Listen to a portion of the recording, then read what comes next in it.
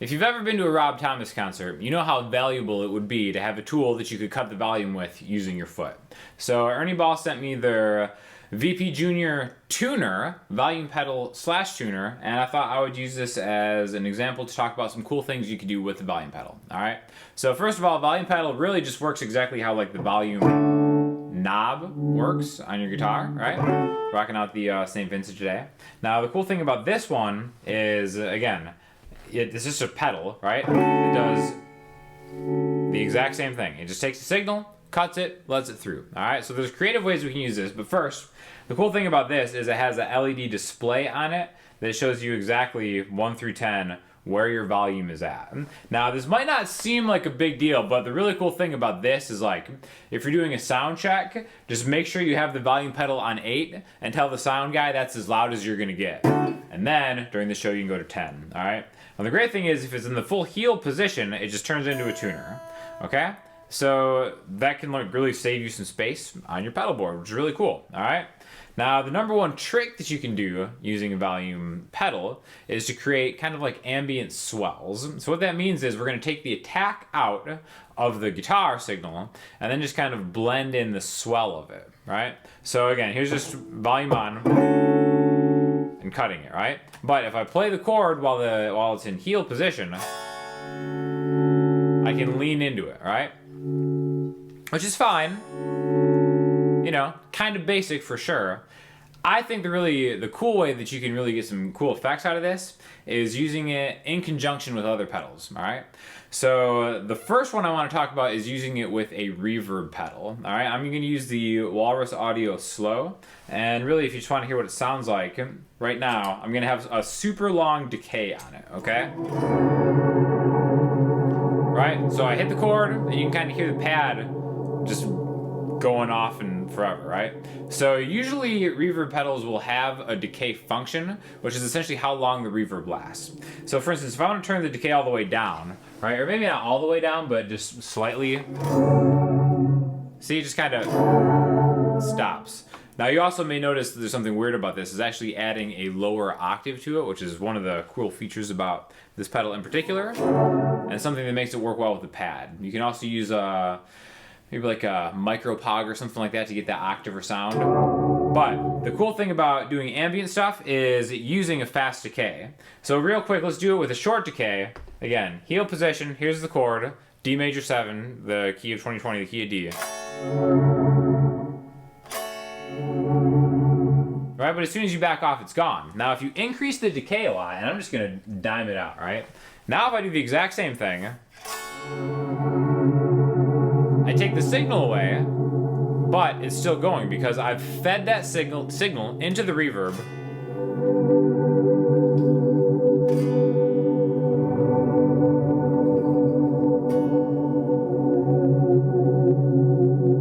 Okay, so really cool effects that you can get with it, a long decay reverb. But the next thing we're going to do is we're going to add the Walrus ARP 87 into the chain. So now we have a delay too, so...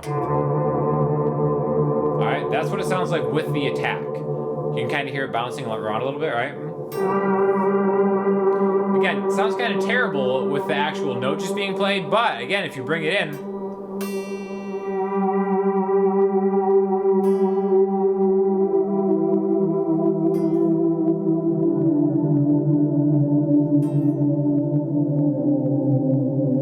like a really cool kind of like pad that you can use as a layer for something else, right? With just the delay, you can hear it. Here's what the clean,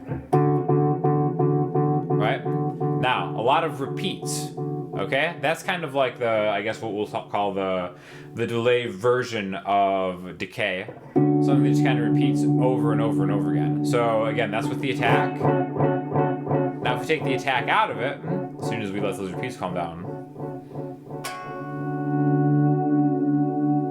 you can kind of hear the signal that's fed in there bounce back. And it works kind of like a reverb in a lot of different ways. So again, don't think that you need to have these pedals, but these are just kind of like the ones that I really have fallen in love with.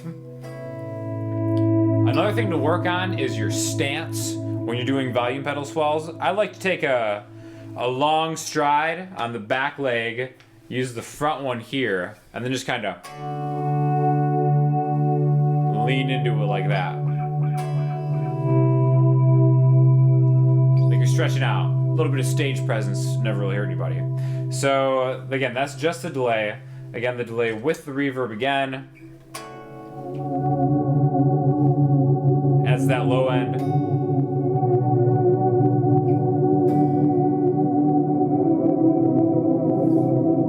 Now, you also might notice that it can get kind of messy, especially here. Like, I'll just do the same thing.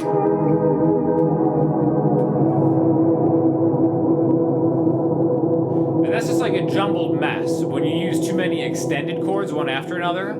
So what you might want to start with is just a single note. So let's just take like the 10th fret on the B string. So it's A. Then maybe we go A flat to B.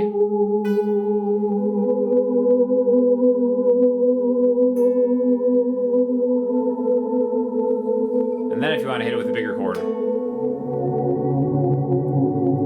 you can hear the difference.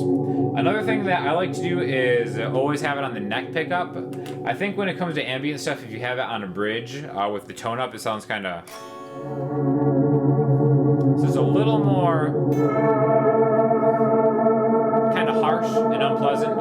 And usually for like ambient stuff, like pad stuff like this, you kind of want it to just sit a little warmer, I suppose. The last thing we're going to do is we're going to do the Old Blood Noise Endeavor's Whitecap. And this is like really cool kind of like dual tremolo thing.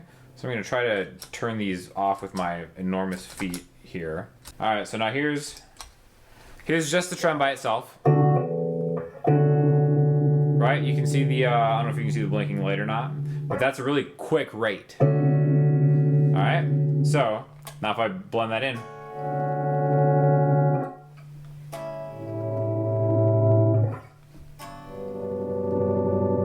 Now again, since there's no decay on the reverb, it's really just kind of backing off as soon as I leave it, right?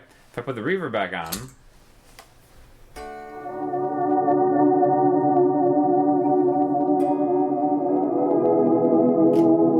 the neck,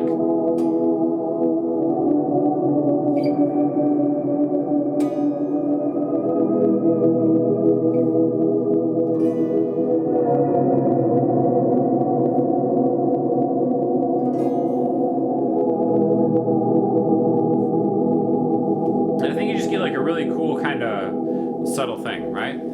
So, you know, volume pedals are really more than just volume pedals, specifically this one because it's a tuner too, so, you know, that ends up being a good deal. If you're in the market for a volume pedal or a tuner, you might as well just kind of like get both in one. It's reasonably priced.